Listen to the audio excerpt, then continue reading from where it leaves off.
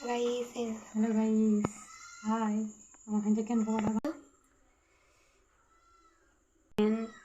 তারপর কর্নফ্লাওয়ার, তারপর বেসন, তারপর আদা রসুন পেস্ট করা, তার লঙ্কার গুঁড়ো, নুন, বেকিং পাউডার দিয়ে মাখিয়ে নিয়েছি। নিয়ে এবার কড়াইয়ে তেল দিয়ে তেল গরম করে এবার ভেজে নেব।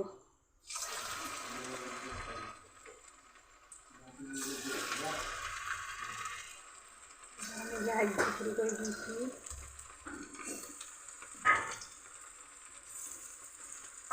দেখো টাকা দিয়ে দেখো